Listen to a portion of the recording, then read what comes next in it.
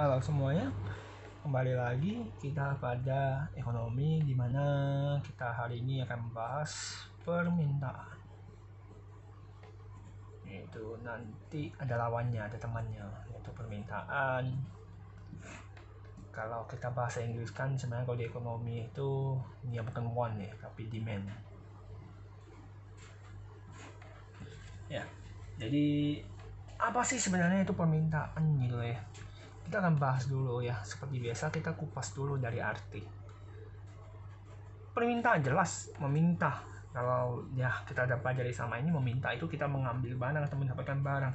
Jelas jumlah permintaan, jumlah barang atau produk ya. Ingat saya dapat menjelaskan bahwa produk itu bukan hanya barang, tapi barang atau jasa ya, yang mampu dibeli oleh konsumen pastinya. Sekarang permintaan pasti berhubungan dengan namanya konsumen. Nah, di mana kalau kita bahas bahwa permintaan itu memang digunakan untuk konsumen gitu ya. Nah, apa aja sih pengaruhnya? Jelas, faktor-faktor yang paling penting ketika orang meminta yaitu adalah harga barang gitu loh ya. Harga barang, karena harga barang itu kalau harganya tinggi emang kamu mau beli gitu loh ya. Kalau harganya rendah emang kamu mau beli juga, kamu mau beli berapa gitu kan. Tidak selamanya harga rendah pasti kamu beli banyak dan segala macam gitu ya. Habis itu harga barang lain, misalnya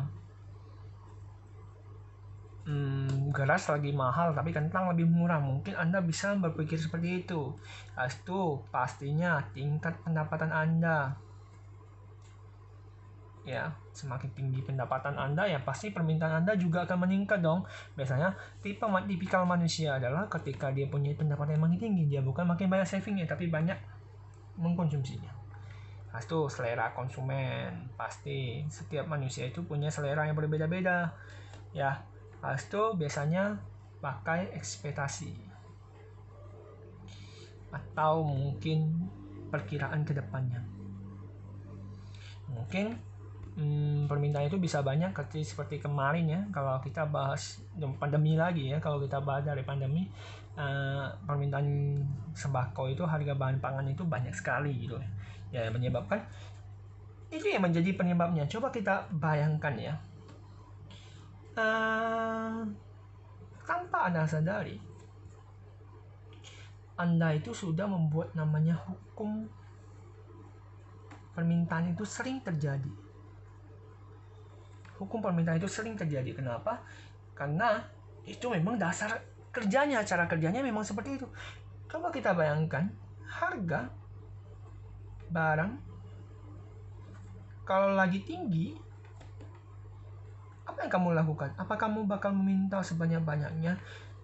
Ya, dasar-dasarnya permintaannya pasti rendah, gak mungkin tinggi. Pada umumnya ya, kita membahas pada logika manusia normal. Kalau harga barang rendah, apa yang terjadi? Orang makan meminta lebih banyak. Kita bahas kontekstual yang normal ya. Pak, kemarin enggak kok Pak, waktu harga barang mahal saya juga beli gitu loh. Ya enggak, kita tidak menjelaskan sampai seperti itu gitu ya.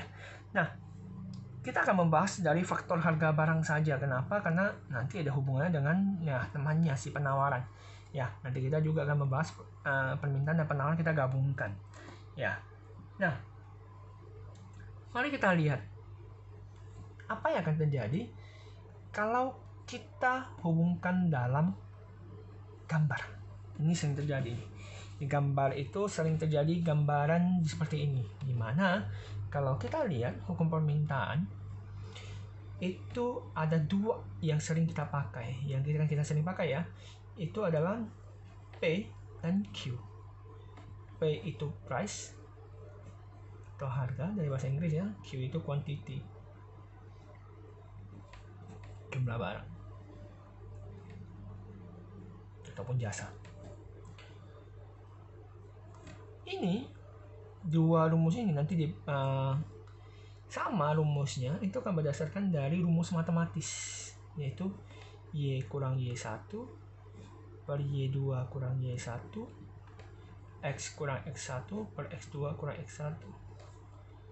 Pada ekonomi, yang jadi Y itu biasanya P. Yang jadi X itu biasanya Q.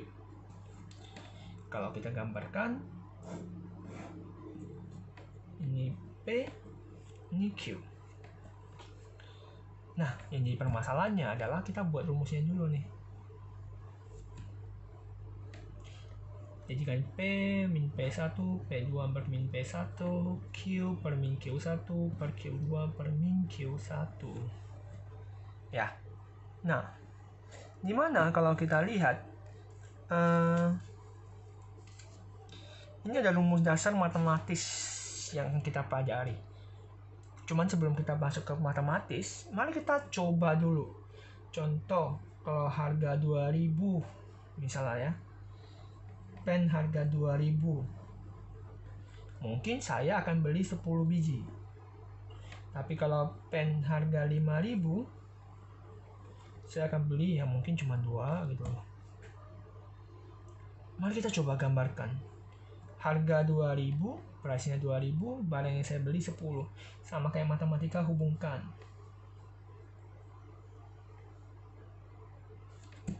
Ya, habis itu waktu harga 5000 ya pasti di atas ya. Hanya beli 2, hubungkan. Nah, kalau Anda lihat di sini, kita akan tarik garis. Ya, kita akan tarik garis yang menghubungkan mereka berdua. Tunggu.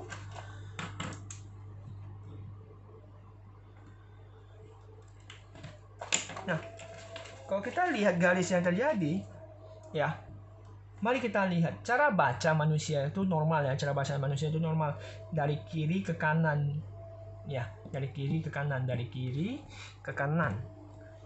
Coba kita lihat ini grafiknya itu selalu berada dari kiri atas. Grafik penawaran, grafik permintaan itu selalu bergerak, ya, selalu bergerak ya, dari kiri bawah, kiri atas ke kanan bawah.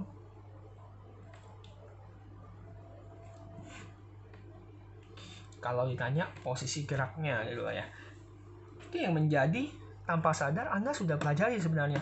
Cuman ini sifat yang lebih mendalamnya, bahwa siapa yang nggak tahu sih kalau permintaan itu, kalau harga barangnya makin tinggi, siapa yang mau beli makin banyak gitu loh. Siapa yang nggak tahu sih bagaimana cara-cara kerjanya gitu. Nah, mari kita lihat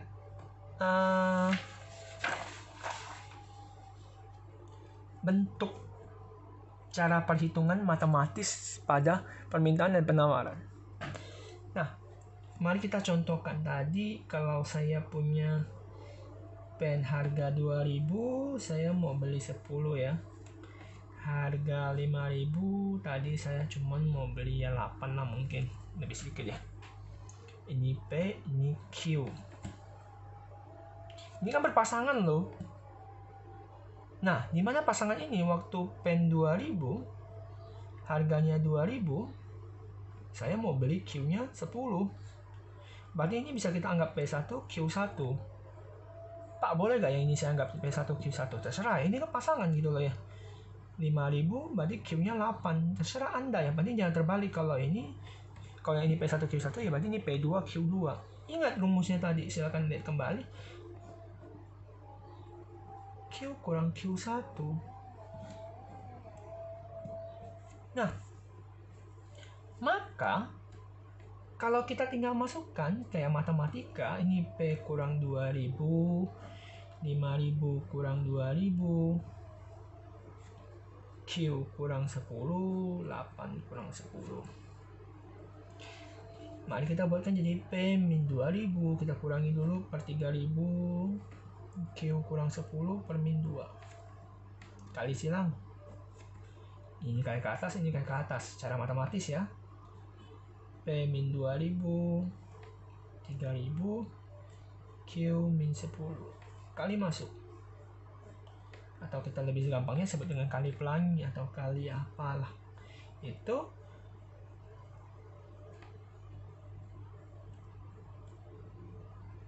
Nah, sampai di sini Anda bebas mau buat seperti apapun, mau P sama dengan Q sama dengan secara matematis, ataupun kiri semua variabel, kanan semua angka, itu terserah Anda. Tapi pada umumnya itu biasa P sama dengan,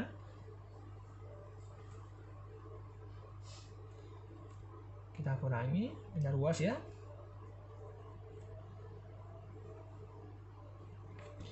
Min 34.000. Terus itu kita bagi dengan min 2 semua supaya hilang. P per min 1500 Q plus 17.000. Ini adalah persamaan permintaan. Atau biasanya lebih gampangnya itu biasa di sini dikasih di kecil. Q demand biasanya berasal dari situ. Nah, kalau Anda ingin, biasanya tahap soal itu ada dua. Dari ini, kita buat ide ini, langsung kita gambar, ya. Atau dia bermulai dari, misalnya min 50Q per 100. Ya. Dia disuruh gambar jadi gimana? Gambarkan. Gimana cara gambarnya? Oke, mari kita mulai dengan cara seperti ini. Pertama, Anda bisa menaruh dua cara ya. Kita pakai dua cara. Cara pertama, ini saya kasih ide dulu biar gampang. Cara pertama itu saya mulai dengan, saya anggap Q-nya itu 1. Kalau Q-nya 1, berarti saya tinggal masukkan 1 tambah 100. Jadi saya ganti DAQ-nya. Saya tulis ulang. Berarti min 50 tambah 100. Dapatnya 50.